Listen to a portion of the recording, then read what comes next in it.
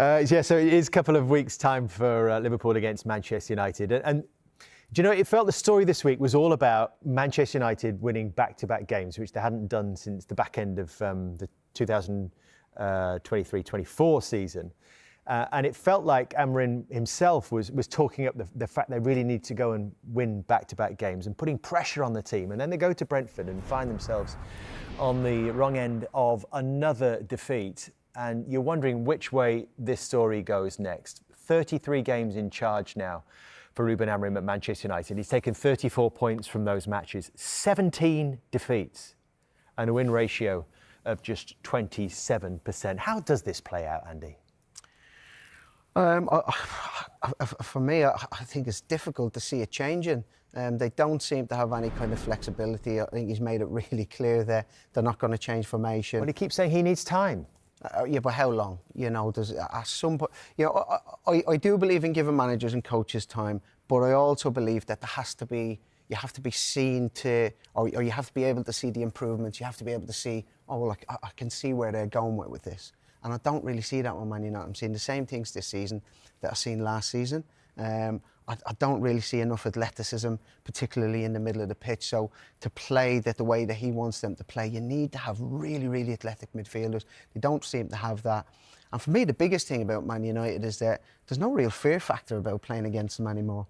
You know, Brentford, you know, we played against Man United teams where, you know, you go into Old Trafford or even they're coming to you and you think, this is going to be a hell of a game today.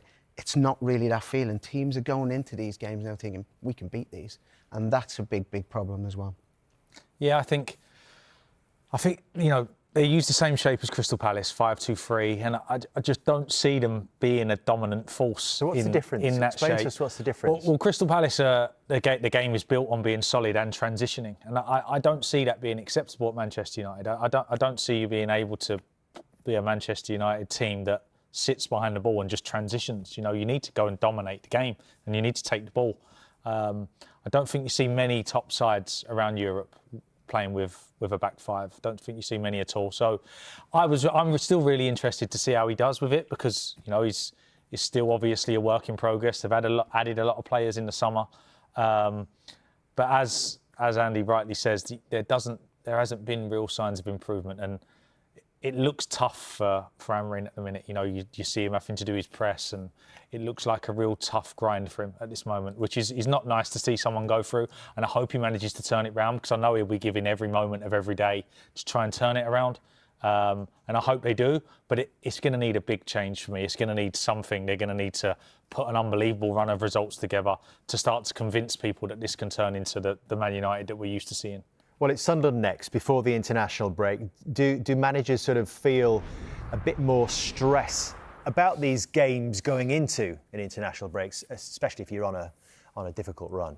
Yeah, I suppose it is a natural time for clubs to look to make changes. I love to see managers given time. As you know, I'm biased. I'm a manager, so I want them to all be given time and to be given the opportunity to show how good they are. But international breaks we do tend to see more changes. And let's make no bones about it. Sunderland at home, newly promoted side, when you're Manchester United, with the run they're on, is going to be a must-win for them. It's a big, big game. Sunderland might be thinking the same thing, though, might they? Sunderland will be looking forward to going there, you know. But genuinely? Yeah, but why not? You know, why not? They've got off to a great start. They've just got a first win this evening, away from home. They'll be relishing the chance to go there. And all the pressure is on Man United. Sunderland sat in a really nice position, really healthy position. They go there, the crowd will be a bit anxious, waiting on the team to kind of give them something. Sunderland can just go there and do what they've done tonight, sit in, make it really, really difficult, and hope that they can get something again. So I think they'll be looking forward to the game.